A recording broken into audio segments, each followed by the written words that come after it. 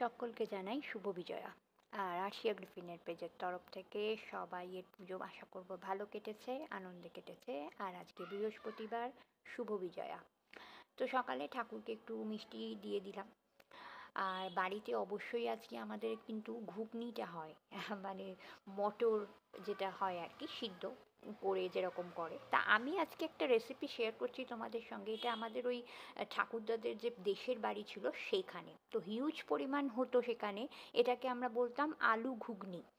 তো মটরটা তো দিয়ে দিয়েছি, তার মধ্যে দিয়ে দিলাম টমেটো, তেজপাতা, সামান্য তেল আর পরিমাণ মতো নুন আর দুটো কাঁচা লঙ্কা। এখানে পরিমাণ যেহেতু কম সেহেতু কম পরিমাণে। অনেক পরিমাণ বাড়লে কিন্তু আলুর পরিমাণটাও বাড়াতে হবে। আর এখানে একটা বাটা মশলা তৈরি করে নেওয়া হতো, ওই ধনে, জিরে, শুকনো লঙ্কা, একটু সামান্য হলুদ আর একটু আদা দিয়ে মানে বেটে নেওয়া হতো আর কি। এটাই হচ্ছে এর মেন মশলা। এটাকে বয়েল করে নেওয়া হবে। আর দেখছো আলুগুলো এইরকম একটু ভেঙে ভেঙে যাবে মানে যখন সিদ্ধ হবে। মানে এটাকে আলু ঘুগনি বলা হতো, আলুর দম কাম ঘুগনি। এর ফোড়নটা যেটা যায় সেটা হচ্ছে গিয়ে তেজপাতা আর সামান্য জিরে, একটু শুকনো লঙ্কা আর একটা দারচিনির টুকরো। আর অবশ্যই বেশ খানিকটা হিং কিন্তু যায়, আর এটা হবে নিরামিষ। তো এইটাই হয়ে গেল।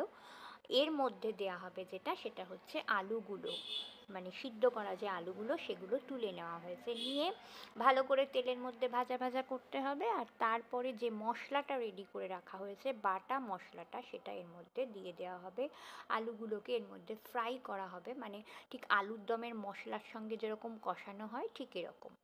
তারপরে এবার ওই সিদ্ধ করা যে মটরটা আছে এর মধ্যে ঢেলে দিতে হবে। আর তারপরে কিছু নয়, পরিমাণ মতো সামান্য একটু জল দিতে হবে। একটু পাতলা পাতলা গোছের হয়, কারণ অনেক লোকজন বাড়িতে তখন ছিল তো। তো সেহেতু সন্ধেবেলা বেশ কিছু লোক ওই দশমী করতে আসতো। আর নামানোর আগে অবশ্যই একটু বাড়ির তৈরি যে ভাজা মশলা সেটা। এটাতে মিষ্টি আমি কোনোদিনও ব্যবহার করতে দেখিনি, তাই আমি মিষ্টি দিলাম না। আর ওখানে যেটা দেওয়া হতো এই আলু ঘুগনির সঙ্গে রসগোল্লা, এই দুটো জিনিস কিন্তু মাস্ট থাকতোই। তো আজকেই আমি সিম্পল রেসিপিটা তোমাদের সঙ্গে শেয়ার করলাম। আর বিজয়া দশমীর মিষ্টি আর ঘুগনিটাও তোমাদের কাছে পাঠালাম। তো অবশ্যই সবার পুজো আশা করব ভীষণ ভালো কেটেছে, আনন্দে কেটেছে, সুস্থভাবে কেটেছে।